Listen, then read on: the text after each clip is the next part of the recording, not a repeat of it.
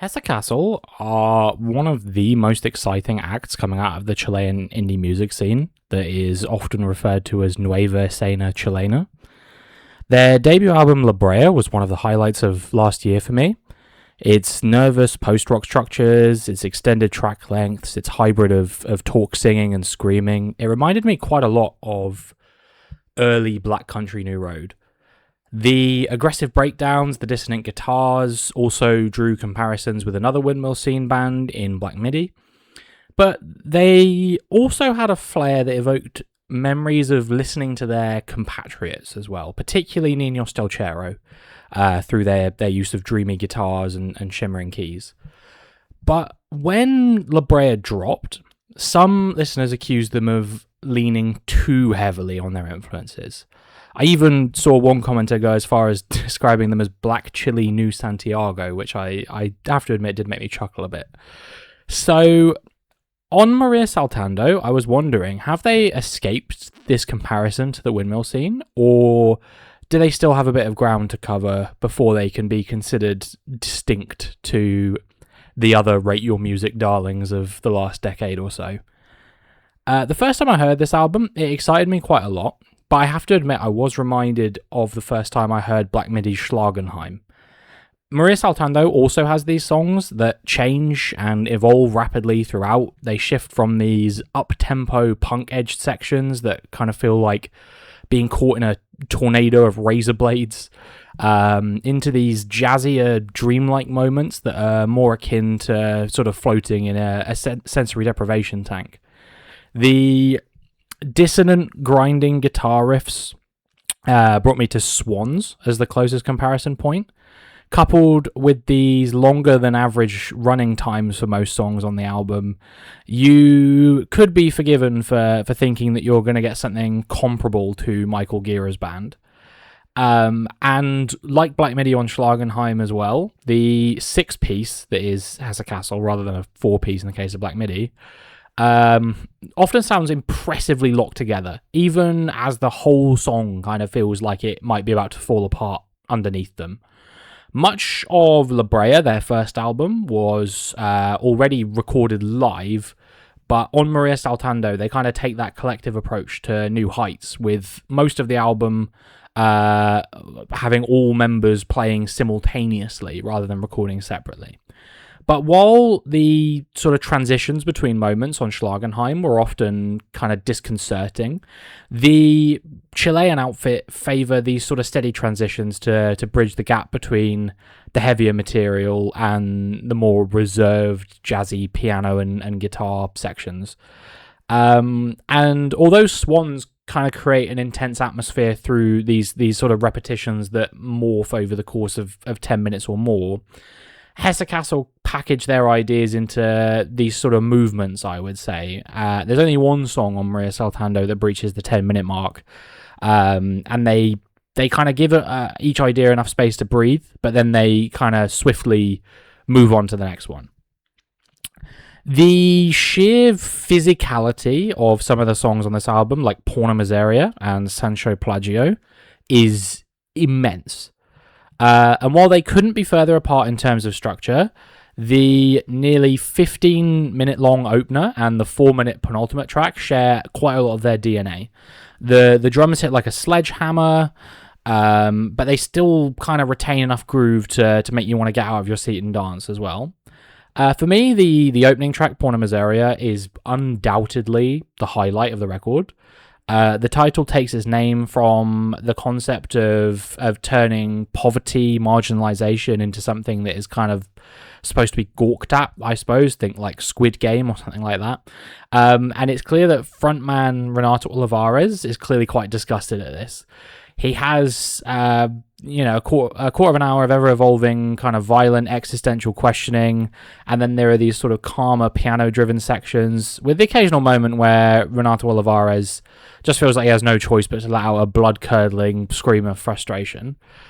But I don't think I'd be doing this album justice if I didn't also praise Hesse Kassel's ability to write a very strong hook as well. The choruses on these songs, they are incredibly simple, but really, really effective. The opener is kind of grounded by the repetition of the word actually sensei in the chorus.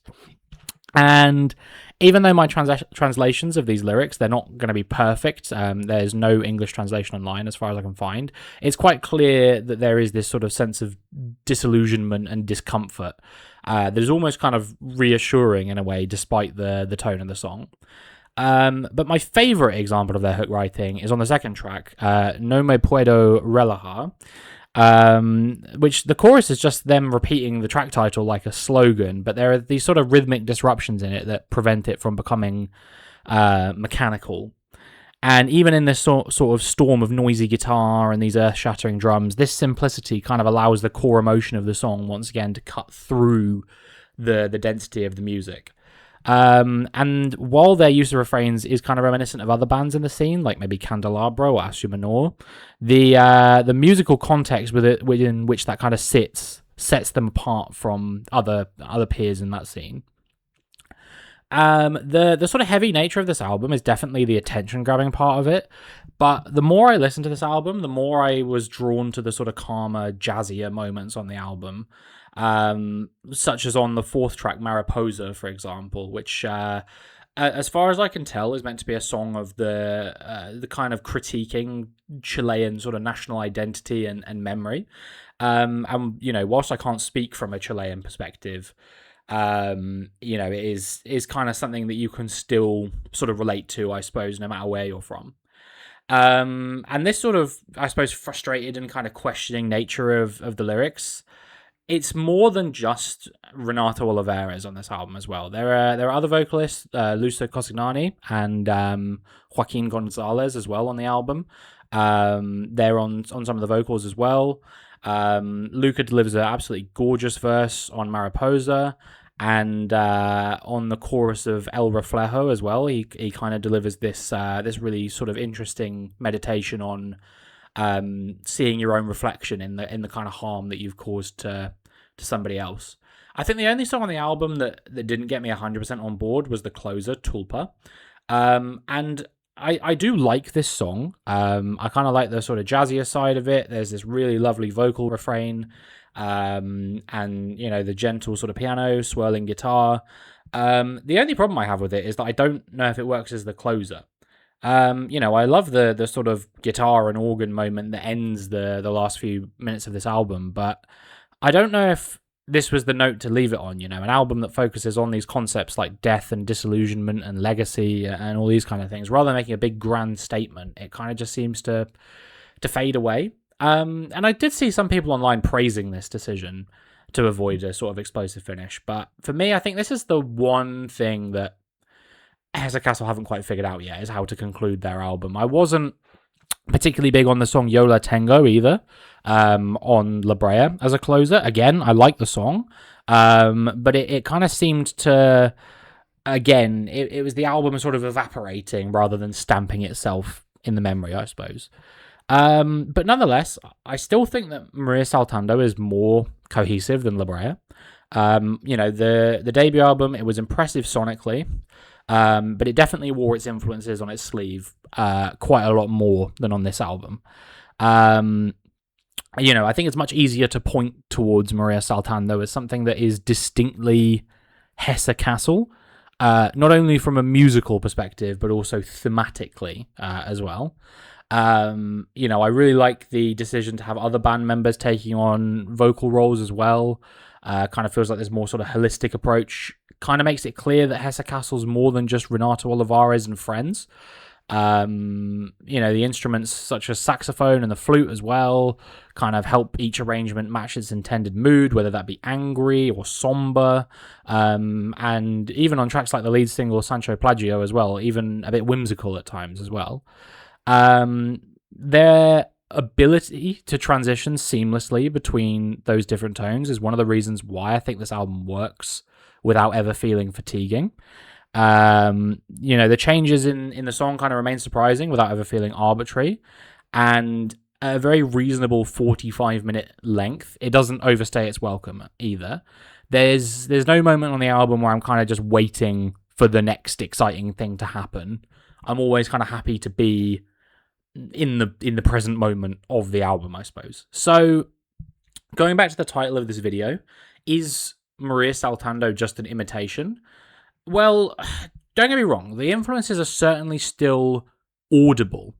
It takes inspiration from both Nueva Escena Chilena, as well as the sort of post-punk and experimental rock movement of Great Britain. I don't want to say Windmill Scene because Maruja is kind of part of that as well. There's also these sort of tinges of American noise rock and post-rock vibes as well. But I think it does enough creatively with those influences to stand on its own 2 feet. They transition seamlessly and purposefully between these different sounds. The hooks reel you in with their simplicity, and they aren't afraid to use these more melodic, jazzier structures as a way to prevent the album from becoming fatiguing while it's playing. And then you add in the lyrical themes of Chilean identity that I touched on earlier, and these comparisons to Black Country New Road, Black Midi, to Swans, and to other bands in those sort of scenes, they start to feel like half of the story rather than the full picture. So while I don't think Morir Saltando was the end point of Hesse Kassel's development, I think it is the first album in their discography in which it kind of, their identity extends beyond the point of comparison. Just quickly, wanted to say a big thank you again for the support on the last video. If you want to hear me talk more about albums I enjoy, then consider checking out my video on Pendulum's Hold Your Colour that I released a couple of weeks ago. I've kind of changed the way that I'm doing these videos. I'm constantly sort of experimenting with different formats at the moment, trying to see what works. This is my first time recording using a teleprompter to sort of have my notes scrolling by, so I'm not having to kind of constantly be leaning forward and reaching for a laptop. So let me know if you thought this style was more sort of natural. I'm still kind of getting used to it, so it might not be 100% perfect yet. But yeah, other than that, huge thank you again for the support on all the videos that I've been releasing at the moment. If you are new here and you want more updates on new albums and old albums that I enjoy talking about, then please do consider subscribing to the channel. Yeah, other than that, I hope you guys have a great rest of your day, and thank you very much for watching.